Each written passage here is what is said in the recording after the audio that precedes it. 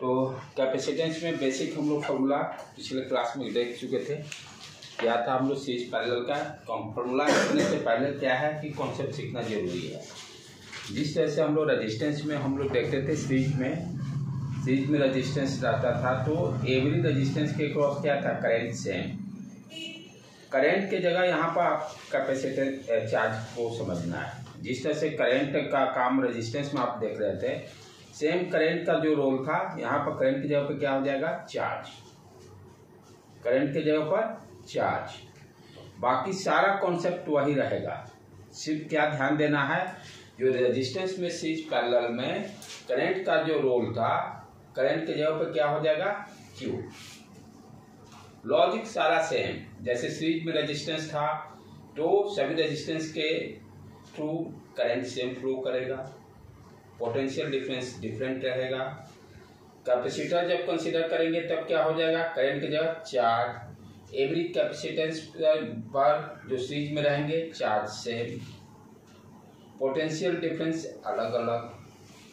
Parallel resistance था तो every resistance के क्रॉस पोटेंशियल डिफरेंस सेम। यहाँ क्या हो जाएगा, पैरेलल में कैपेसिटेंस रहेगा तो एवरी कैपेसिटेंस के cross potential difference same, charge अलग अलग। लॉजिक सारा सेम रहेगा, इसीलिए पहले रेजिस्टेंस को पढ़ाया जाता है कि रेजिस्टेंस बच्चे 10th में पढ़े रहते हैं तो इसको इजीली अंडरस्टैंड करते हैं। बस अब करंट के जगह जो करंट का रोल था यहाँ पर चार्ज का है। और क्या समझ, जैसे मान लो कोई भी रेजिस्टेंस है सीरीज में, जस्ट पिछले क्लास को थोड़ा सा रिवाइज कर लें। जैसे ये तीनों कैपेसिटर है, मान लेते हैं C1 है, इसका वैल्यू इसका C2 है, C3। अब कॉन्सेप्ट क्या करता है, यदि ये सीरीज में है तो सारे कैपेसिटेंस पे क्या होगा, चार्ज सेम होगा। यही लॉजिक है। जिस तरह से रेजिस्टेंस सीरीज में जब आता था तो करंट सेम रहता था, करंट की जगह पर यहाँ पर चार्ज सेम रहेगा। चार्ज कैसे सेम होगा उस पर यही चीज समझना है। चार्ज कैसे सेम हुआ उस चीज को अंडरस्टैंड करना है। बच्चे तो सब फॉर्मूला जानते, 1/C1 + 1/C2 + 1/C3। तो फॉर्मूला रखने से प्रॉब्लम कंपटीशन नहीं निकलेगा। लॉजिक डेवलप कीजिएगा तभी होगा। तो कहा जाता है चार्ज सब पे सेम होगा। कैसे चार्ज सेम होगा, अब जैसे ये मान लीजिए सप्लाई वोल्टेज है, तो जिस तरह से वहां आप इमेजिन करते थे कि सेल से करंट निकलता है, सेल से करंट का फ्लो होता है, यहाँ पर आप जस्ट इमेजिन कीजिए कि चार्ज निकल रहा है। होता नहीं है, लेकिन आपको इमेजिनेशन अपना उस तरह से क्रिएट करना है। करंट की जगह पर चार्ज निकल रहा है, तो ये चार्ज जब निकलेगा तो ये कहाँ जाएगा, पहला कैपेसिटर के पहले प्लेट पर। और कैपेसिटेंस में ध्यान देना है, प्लेट के इस साइड पे ही चार्ज इकट्ठा होगा। तो ये चार्ज मान लेते क्यू चार्ज यहाँ से चला, यहाँ पर पहला प्लेट पर C1 के प्लस क्यू चार्ज आ गया, राइट। उसी तरह से ये नेगेटिव टर्मिनल है तो नेगेटिव टर्मिनल क्या करेगा, -Q चार्ज यहाँ से निकला, इस प्लेट पे आ गया। प्लेट के इनसाइड, ये ध्यान देना है, इस साइड नहीं, +Q हमेशा इनसाइड के प्लेट पे आएगा चार्ज। अब क्या, दूसरा प्लेट है, इस पर जब +Q चार्ज आ गया, ठीक है, तो दूसरे प्लेट पे क्या करेगा, चार्ज इंड्यूस किस तरह का करेगा, अपोजिट चार्ज -Q। किस तरह का करेगा, अपोजिट चार्ज -Q, राइट। इसी तरह से कैपेसिटर डेवलप होता है। जैसे मैं बताया था ना, दो मान लीजिए कैपेसिटर लीजिए, इसको सप्लाई वोल्टेज से जोड़ दीजिए। क्या हुआ, पहला लेक्चर, इस पर +Q चार्ज आ गया, ये नेगेटिव टर्मिनल से -Q चार्ज आ गया, ठीक। तो इस पर क्या आ गया बेटे, -Q। अब ये C1 C2 का ये दोनों प्लेट क्या है, एक वायर से कनेक्टेड है। दोनों किस तरह के हैं, आइसोलेटेड है। कैपेसिटर का प्लेट कंडक्टर का ही बना रहता है। तो आइसोलेटेड कहने का मतलब व्हाट यू अंडरस्टैंड, ना बाहर से चार्ज ले सकता है, ना अंदर से चार्ज बाहर जा सकता है। कोई भी सिस्टम हम आइसोलेटेड कहते हैं। आइसोलेटेड का मतलब क्या हो गया, जैसे ये चाय का मेरा बोतल है, मैं इसको बोल रहा हूँ ये आइसोलेटेड है थर्मोडायनेमिक्स में जो हम लोग पढ़ते हैं। हीट का कोई ट्रांसफर नहीं होगा, आइसोलेटेड का मतलब कोई भी हीट का अंदर जैसे चाय गर्म रहता है, ठीक है, बाहर हीट ट्रांसफर हो ही नहीं सकता। तो ये थर्मस किस तरह का है? आइसोलेटेड सिस्टम है। न बाहर से कोई हीट अंदर जा सकता है, न अंदर से बाहर कोई हीट निकल सकता है। In terms of heat transfer thermodynamics के रिस्पेक्ट में ये क्या हो गया? सिस्टम आपका आइसोलेटेड सिस्टम हो गया। उसी तरह से ये दोनों प्लेट का ये जो क्या है, दोनों मेटल के बने हुए हैं, तो क्या है? आइसोलेटेड है। बाहर से ना कोई चार्ज आएगा और ना अंदर से कोई बाहर चार्ज जाएगा। तो जब ये -Q यहाँ पर आने से पहले क्या था? न्यूट्रल था। ये दोनों प्लेट ये दोनों क्या थे? न्यूट्रल थे, कोई चार्ज नहीं था। जब -Q चार्ज इस पे इंड्यूस हो गया तो डेफिनेटली नेट चार्ज जीरो करना पड़ेगा। तो इस पर किस तरह का चार्ज आ जाएगा? +Q चार्ज, राइट बेटे। अब यहां से ये देखो, ये -Q यहाँ पे इंड्यूस हुआ है, इस पर क्या आ जाएगा? +Q। और ये +Q जब इस पर आया तो इस पर -Q। इस तरह से हम क्या देख रहे हैं? एवरी कैपेसिटेंस जो सीरीज में सब पे क्या है? +Q charge, +Q charge, +Q charge. ये +Q चार्ज कहां से निकल रहा है? यहाँ। जिस तरह से रेजिस्टेंस में जब सीरीज था तो यही कॉन्सेप्ट था, करंट निकला, करंट सारे रेजिस्टेंस पर सेम रहता था। उसी तरह से यहाँ क्या देख रहे हैं? जो कैपेसिटर सीरीज में रहेगा, सारे कैपेसिटर पर चार्ज सेम रहेगा। पोटेंशियल डिफरेंस अलग अलग रहेगा। यहाँ V1 क्या हो जाएगा? Q = CB। Q = CB। What is the V1? V1 = क्या हो गया? Charge Q/C1। पोटेंशियल डिफरेंस अलग अलग। V2 Q/C2। तीसरा कैपेसिटर के क्रॉस पोटेंशियल Q/C3। तीनों का सम V1 + V2 + V3 V के बराबर हो जाएगा। Kirchhoff voltage law, close loop है। यहाँ V1 हो गया, ये V2 हो गया, ये V3 हो गया, लूप में लगा दीजिए। जैसे आप पिछला वाला मैं कराया हूँ।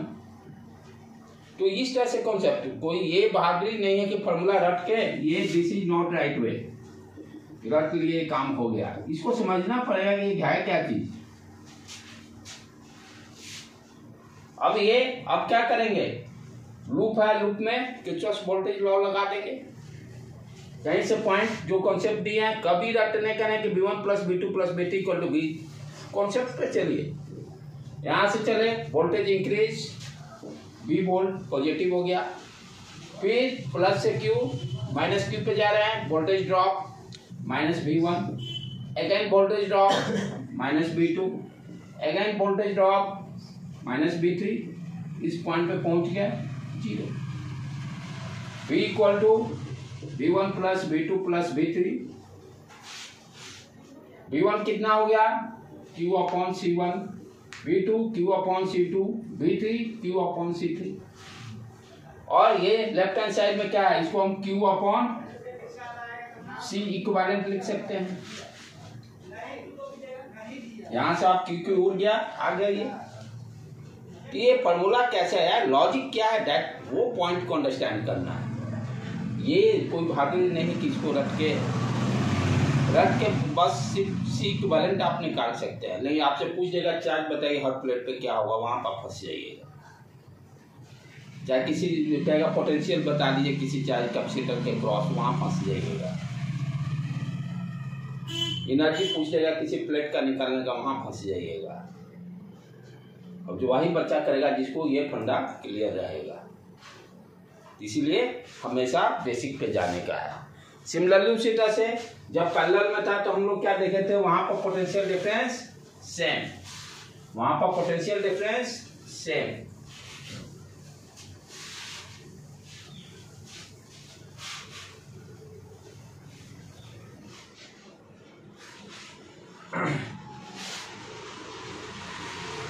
C1, C2, C3,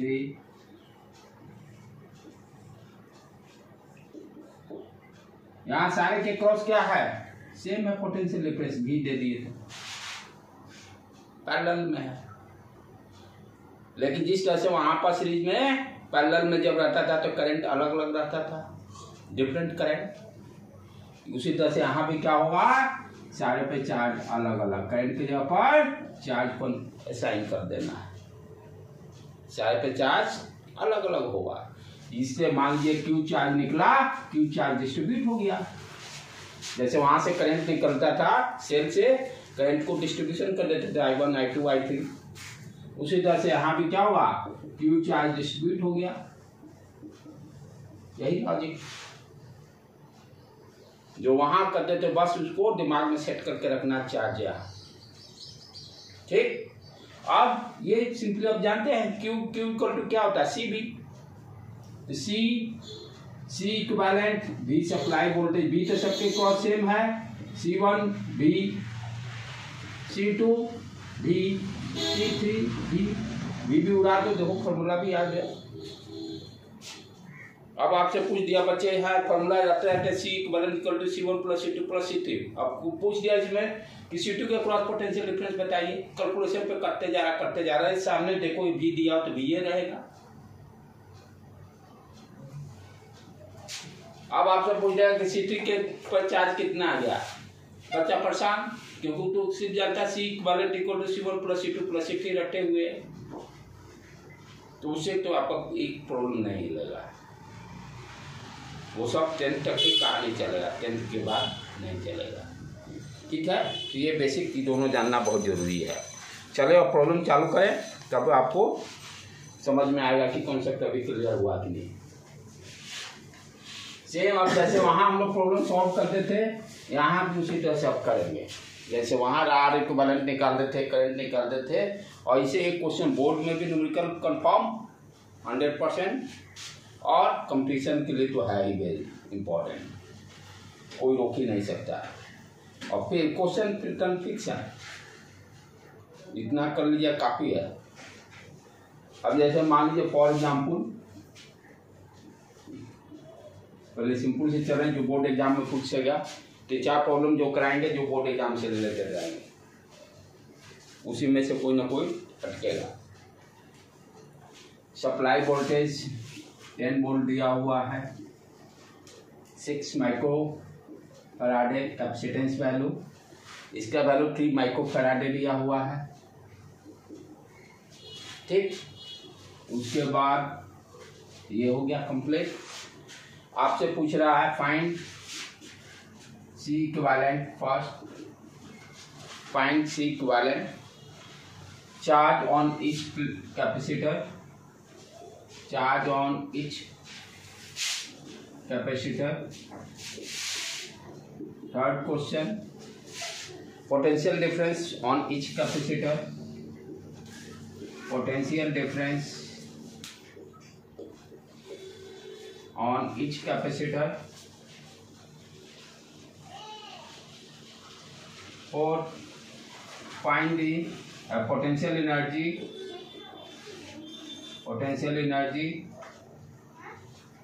on 6 microfarad capacitor।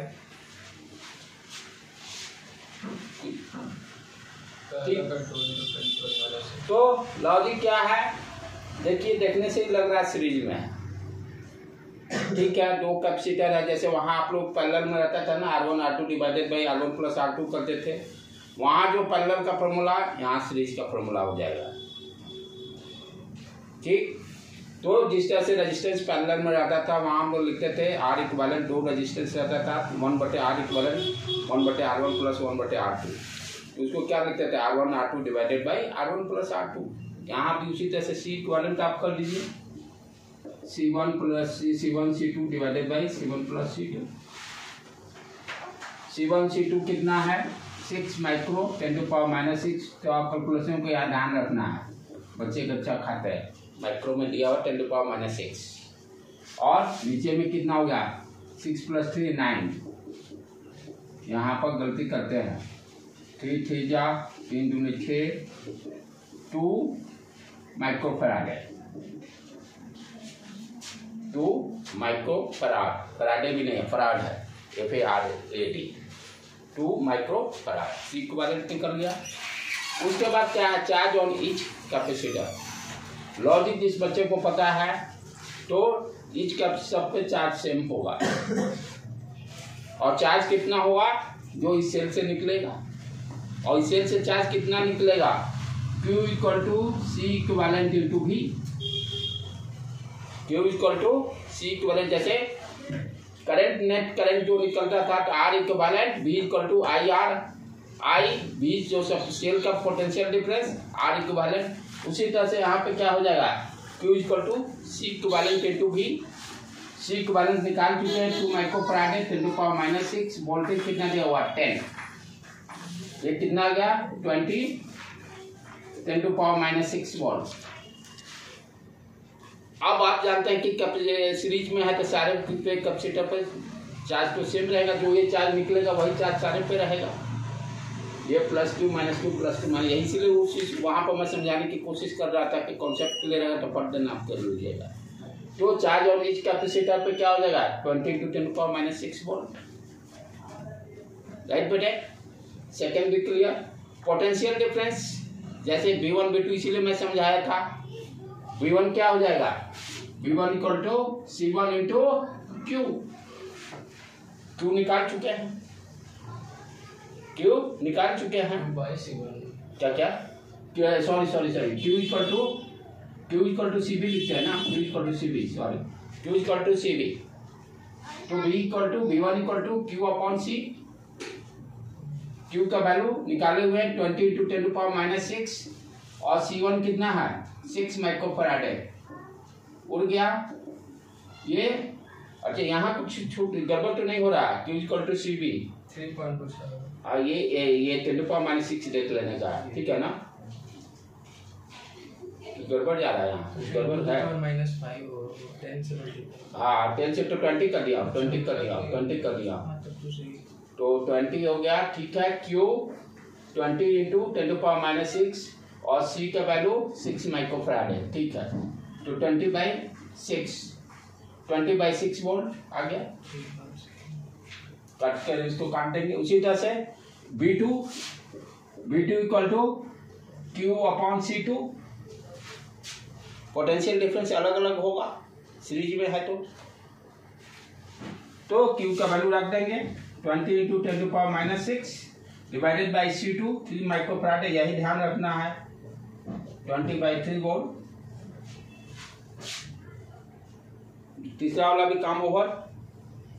Fourth क्या कर रहा है, पोटेंशियल एनर्जी कैपेसिटर का हाफ CB² या Q अपॉन 2C, दोनों में से कोई भी यूज कर सकते हैं, जो जैसा डाटा दिया है, Q²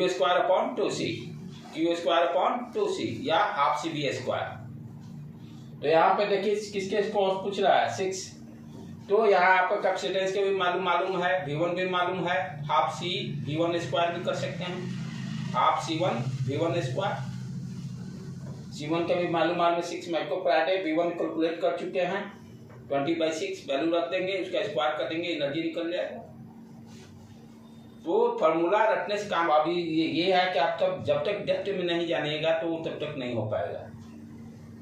तो सीरीज में जहां रहेगा क्या क्या ध्यान देने हैं, सारे कैपेसिटेंस पर चार्ज सेम, पोटेंशियल डिफरेंस अलग अलग, ये 2 लाइन को दिमाग में निकालना है। जो चार्ज सेल से निकलेगा वही चार्ज सारे प्लेट पे जाएंगे, जिस तरह से वहां करंट था यहाँ पर चार्ज को साइन कर लेना है। करंट जैसे निकलता था तो सारे में करंट सेम रहता था, यहाँ पे ये चार्ज निकला और सारे प्लेट पर चार्ज सेम रहेगा, बस। उसी तरह से एक पैरेलल का पहले सिंपल कर लें, तब धीरे धीरे आगे बढ़ेंगे।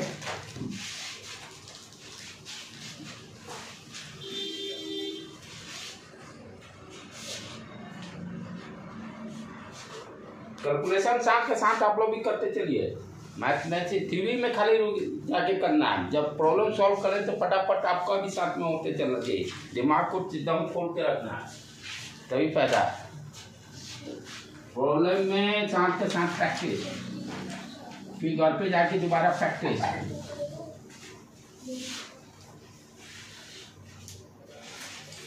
सेकेंड प्रॉब्लम पैरेलल का पहले बेसिक देख ले।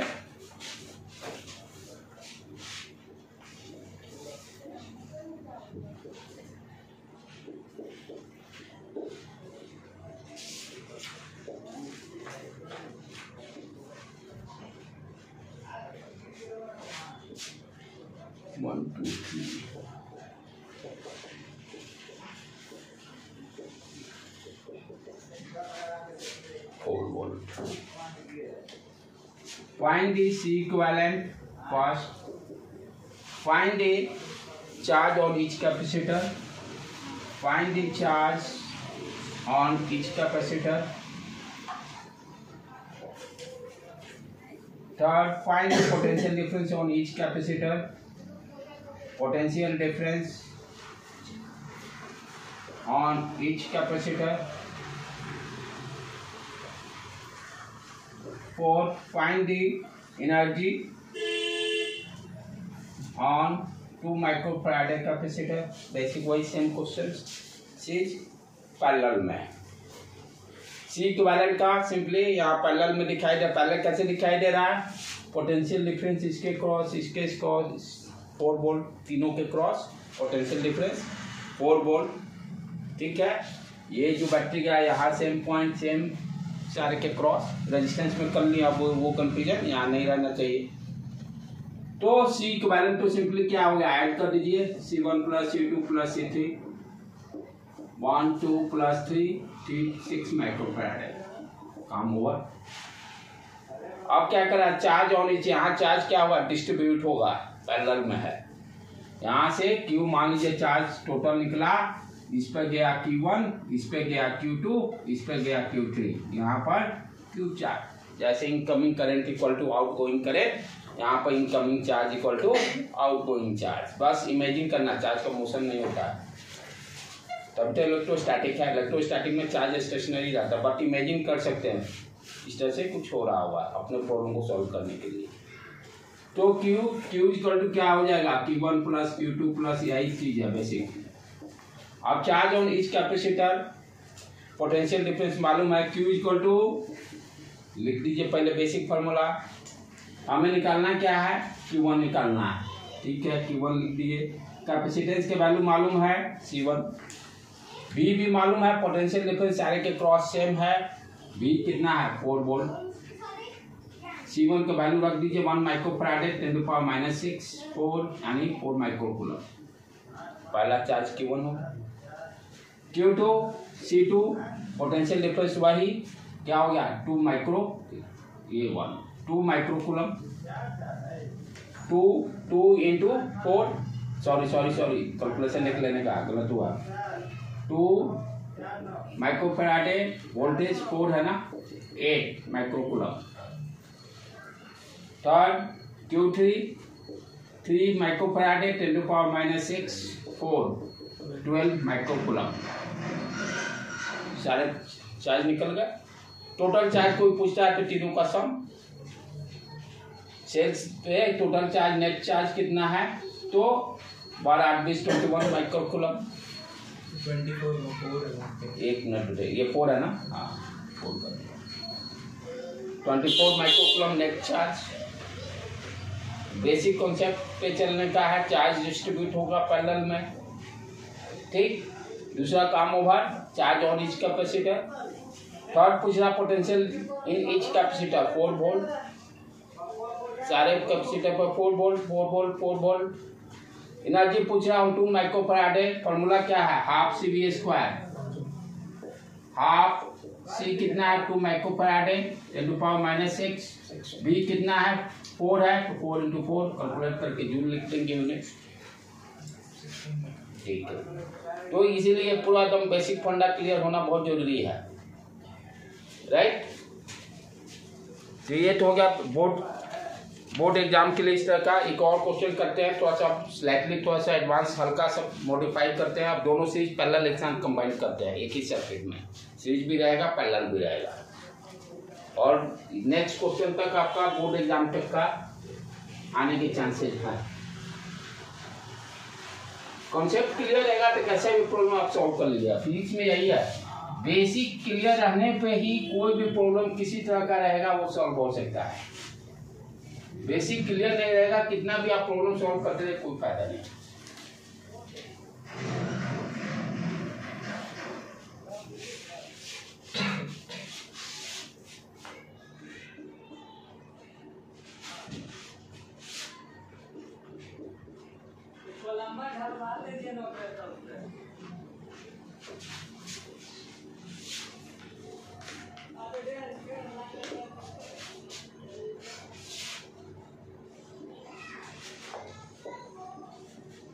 वोल्ट 3 to 5, 3 माइक्रोफैराडे, 2 माइक्रोफैराडे,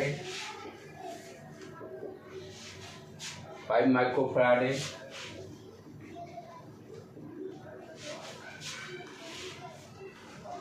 और फिर 3 to 5 4 माइक्रोफैराडे।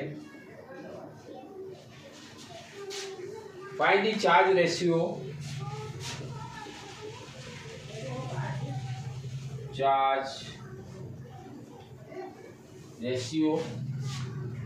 find the charge ratio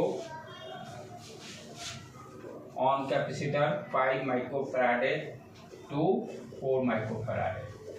दोनों कैपेसिटर पे चार्ज का क्या होगा, उसका रेशियो निकालना है। चार्ज का क्या रेशियो होगा, यानी दोनों पर चार्ज निकालना है, उसको डिवाइड कर देंगे, काम खत्म, यही है।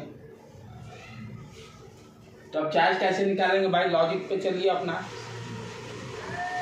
4 माइक्रोफैराडे तो दिखाई दे रहा है, आसानी से निकल जाएगा चार्ज, क्योंकि पैरेलल ये इसके क्रॉस पोटेंशियल डिफरेंस मालूम है 6 वोल्ट।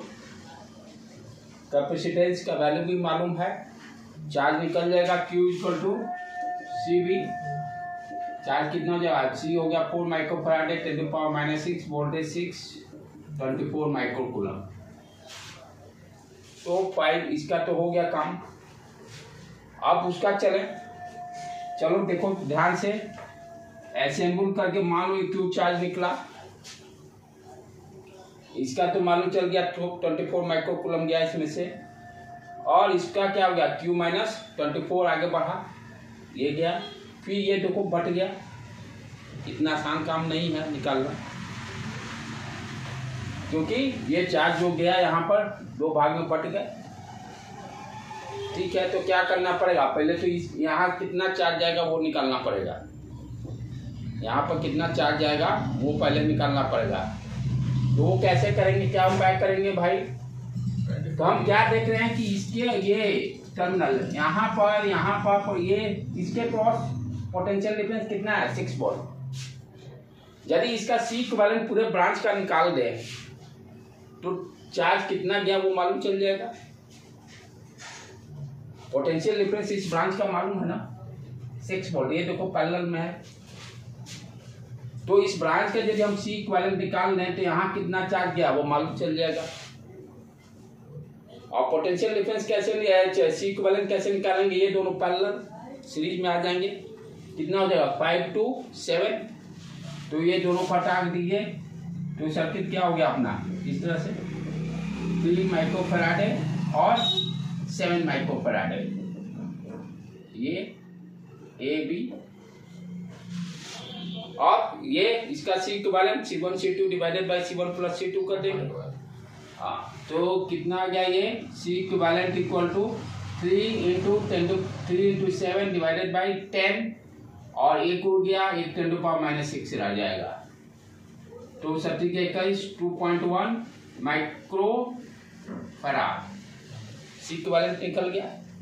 अब आराम से निकाल सकते हैं charge Q equal to CV, Q equal to Q1 मान लेते हैं, C equivalent into potential difference 6 volt, C equivalent 2.1 10⁻⁻⁶ into 6, ये कितना आ गया 6 12.6 माइक्रोकूलम। ये मालूम चल गया, यहाँ कितना गया 12.6 माइक्रोकूलम। ठीक, अब ये जाके बट गया, पैरेलल है ना, तो हम लोग निकाले थे पैरेलल का, कैसे निकाल देते Q1 equal to C1 V1, यानी इसके क्रॉस पोटेंशियल डिफरेंस निकालना पड़ेगा। इसके क्रॉस पोटेंशियल डिफरेंस निकालेंगे तभी निकलेगा। कैसे निकालेंगे, ये AB के क्रॉस मालूम है कितना है 6 वोल्ट, ये मान लेते हैं V1 है, ये V2 है। V1 का ये निकाल लेते हैं, 6 में से V1 को सब्सट्रैक्ट कर देंगे तो इसके क्रॉस निकल जाएगा। क्लियर, क्या कर रहे हैं, इसके क्रॉस 6 वोल्ट मालूम है, इसके क्रॉस निकल जाएगा आराम से Q इक्वल टू CV, भी यहाँ निकल जाएगा ये भी, ये भी क्या हो जाएगा, चार्ज अपॉन कैपेसिटेंस। चार्ज निकाल चुके हैं 12.6 है, तो 12.6 डिवाइडेड बाय 3 माइक्रो, ये माइक्रो माइक्रो दोनों है, 10⁻⁻⁶, और सी भी आ गया तुम्हारा कितना 3, ये उड़ गया 3 चौका 12, 4.2 वोल्ट, इसके क्रॉस निकल गया। 6 में से 4.2 सब्सट्रैक्ट कर देंगे, इसके क्रॉस निकल जाएगा, तो 1.8 वोल्ट आ गया। पोटेंशियल डिफरेंस से मालूम हो गया, पैरेलल में है, किसके क्रॉस हम ये मालूम है 5 माइक्रो फैराडे के क्रॉस कितना हो गया 1.8 वोल्ट। अब यहाँ Q1 चार्ज निकल जाएगा, कैपेसिटेंस भी मालूम है, पोटेंशियल डिफरेंस भी मालूम है, तो चार्ज कितना हो जाएगा Q equal to CV, Q equal to CV, C कितना दिया हुआ 5 माइक्रो फैराडे, 5 × 10⁻⁻⁶, और वोल्ट आ गया 1.8। ये आपके 9 माइक्रोकूलम, हाँ 9 माइक्रोकूलम, इधर आ गया है 24 माइक्रोकूलम आया था, दोनों को डिवाइड कर देंगे, काम खत्म। तो इस तरह से दिमाग को दौड़ाना है जब कंबाइंड रहेंगे। चलो फटाफट अपने सब दिमाग से कर लो, तुम 2 मिनट टाइम दे रहे हैं। ये देखो ये ब्रांच है, ये है ना, ये कितना है 6 है, 6 वोल्ट, हाँ 6 वोल्ट है।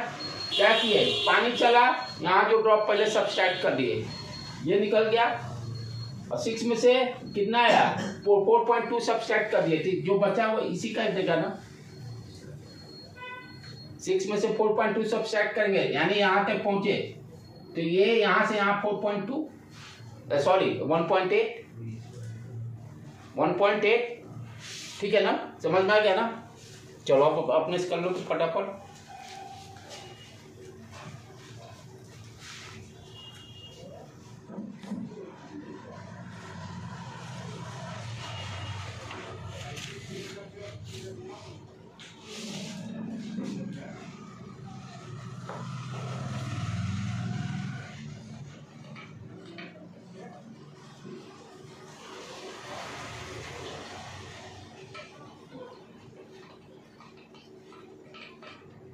बोर्ड में इसी तरह के क्वेश्चन रहेंगे।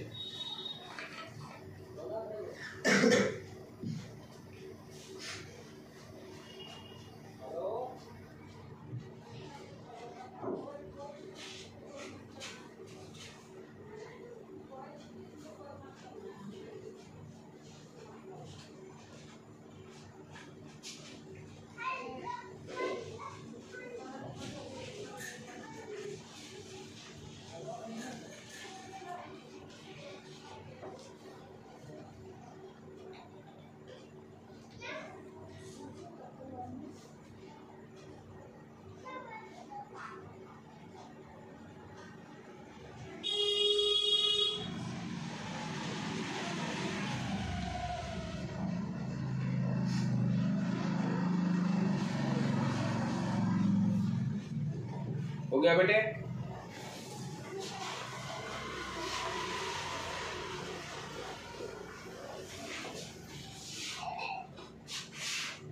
घर पे एक बार जाके जरूरी रिवाइज कीजिए इसको, जो फर्स्ट टाइम कर रहे हैं।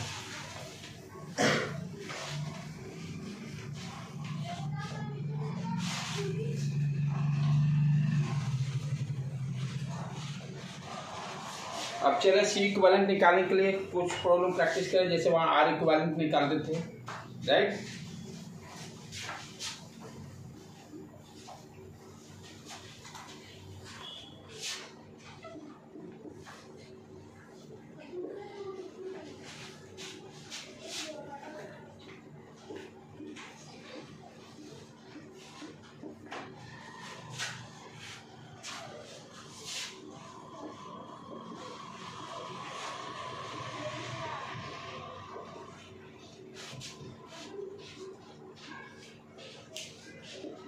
फाइंड दिस इक्विवेलेंट, फटाफट निकालिए इसको, फटाफट पहले अपने कीजिए।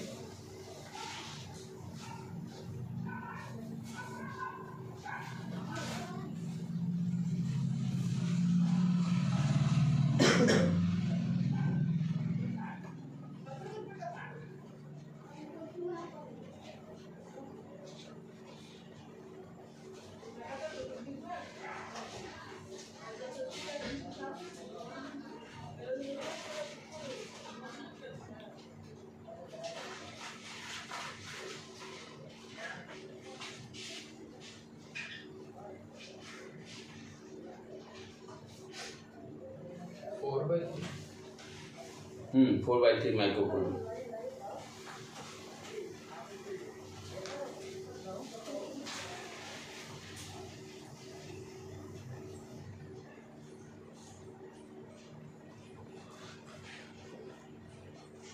स्टेप बाय स्टेप, ये दोनों पैरेलल, ये दोनों पहले हटाइए।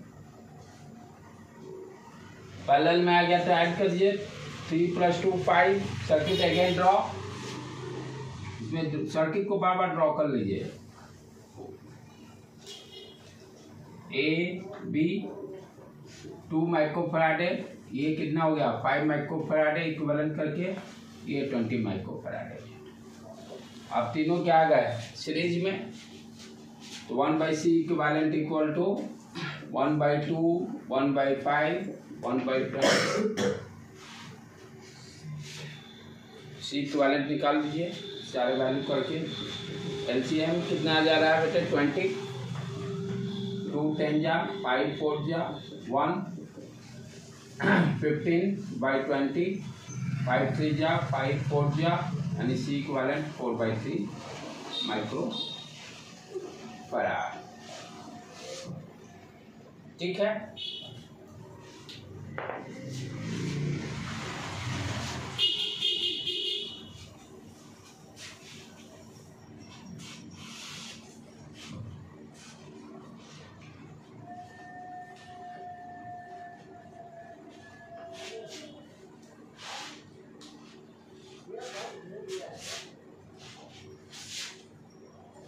ये क्वेश्चन नेट में बराबर पूछेगा।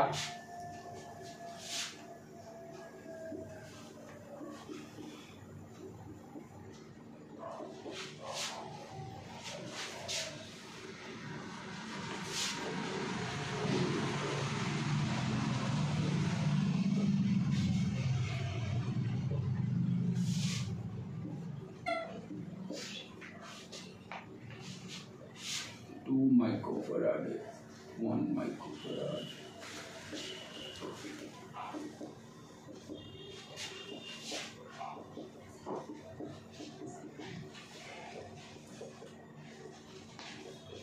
Find the C equivalent. Find the C equivalent. Last से चलना है, हटाते चलना है सर्किट को। लास्ट में देखना है, लास्ट में कौन सा 2 हुआ है उसको हटाते हुए पढ़ते चलना है। तो बीच में सब हुआ ना। हाँ, बस लास्ट में 2 है। लास्ट में 2 है।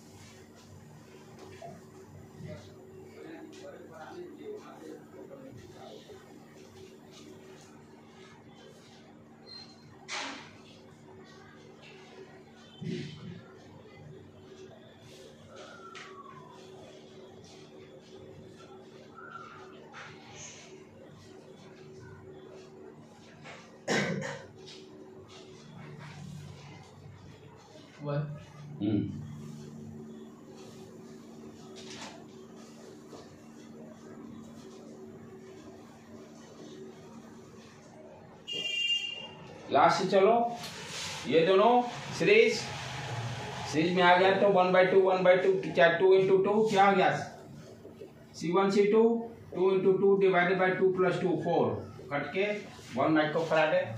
ये दोनों हटा कितना आ गया 1। इसको इस तरह से रखो, फिर ये आ गया 1, फिर ये 1, ये दोनों पैरेलल में आ जाएगा तो ऐड, फिर 2, ये 2 आ गया, फिर 2 2, फिर सीरीज में, फिर 1, फिर इसके पैरेलल, फिर 2, फिर 2 2, फिर 1, फिर इसके साथ आया 1 1 2, फिर 2 2 1। ठीक है, समझ में आया? फिर से बताऊं, ओके है? तो इस तरह के क्वेश्चन सॉल्व यानी नीट के लिए रहेगा। ठीक है बेटे, तो इसका C इक्विवेलेंट आ गया 1 माइक्रोफैराड। फिर से दिक्कत आए तो फिर से बता दूंगा, कोई दिक्कत नहीं।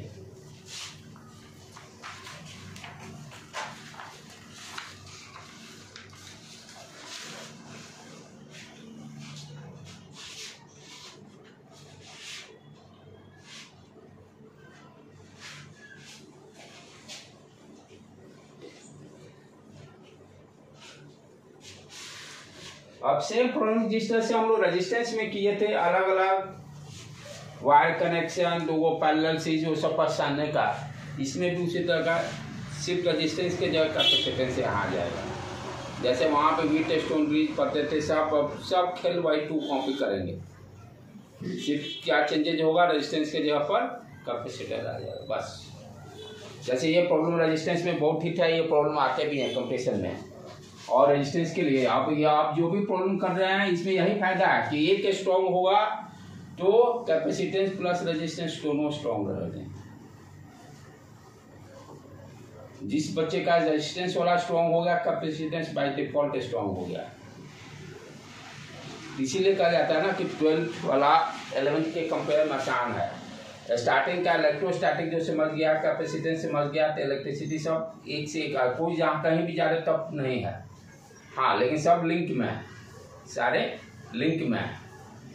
लेकिन एक भी उसमें गड़बड़ होगा तो दूसरा चैनल गड़बड़ होना ही है, आगे सुधारने के कोई चांसेस नहीं है। यदि सोचो कि एक चैप्टर अच्छा कर दूं तो दूसरा मेरा अच्छा हो जाएगा, नहीं, इसमें सारे को आपको अच्छा रखना पड़ेगा।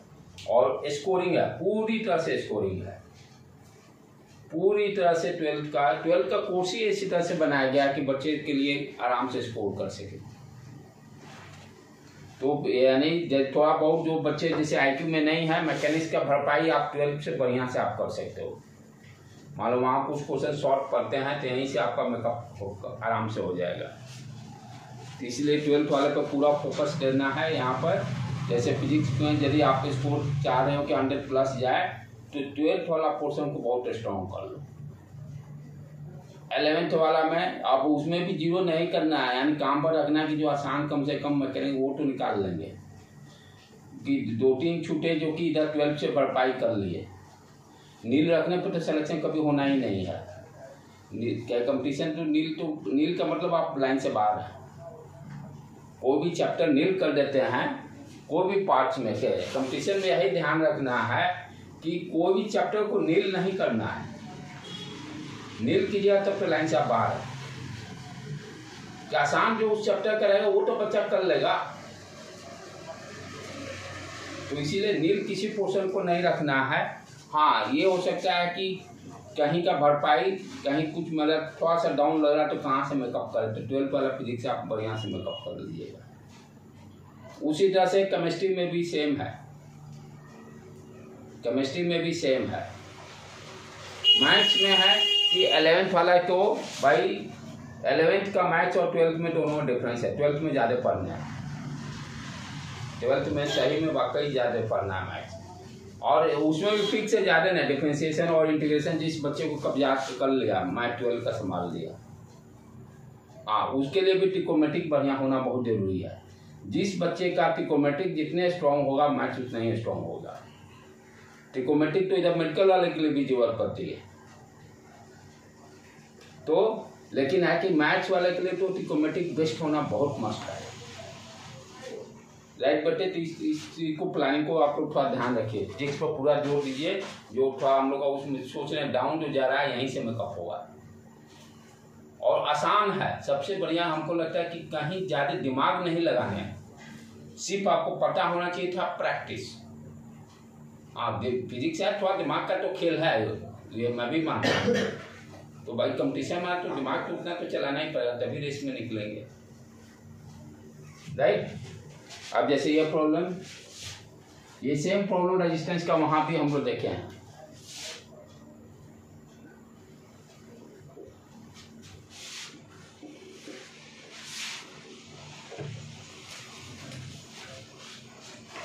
इसको इधर से कनेक्ट कर दिया।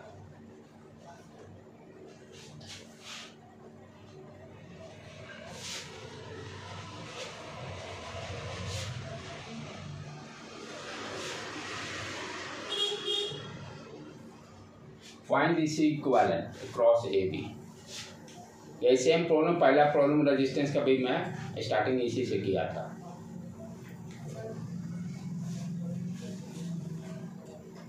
अब यहाँ से जैसे वहाँ स्टार्ट किया था सीरीज पैरेलल पकड़ने का खेल, यहाँ भी वही सेम खेल खेलना है।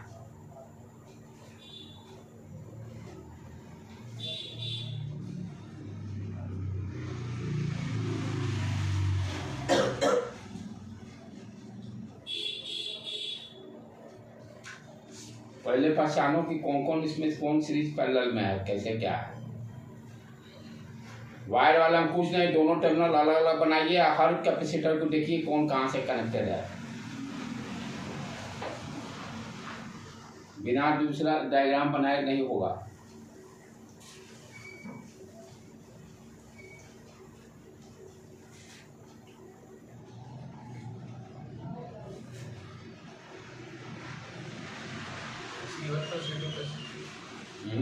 ये रहता तो इतना वायर जोड़ने का तरीका क्यों पड़ा? याद पाओ रेजिस्टेंस का पहला स्टार्टिंग यही प्रॉब्लम से है। रेजिस्टेंस का फर्स्ट प्रॉब्लम यहीं से है। पैरेलल में आ गया ना। हाँ वो देख लेने का। हाँ तो C1 पे हाँ ठीक है, राइट। तीनों पैरेलल में आ जाएंगे। कैसे करेंगे ध्यान दो बेटे।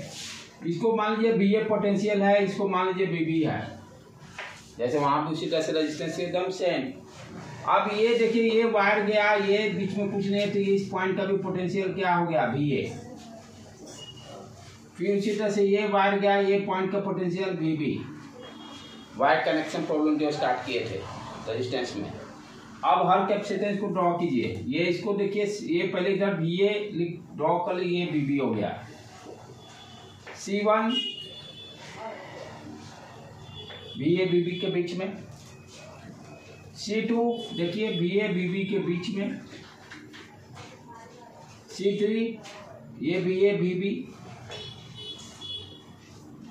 ये क्या है A and B।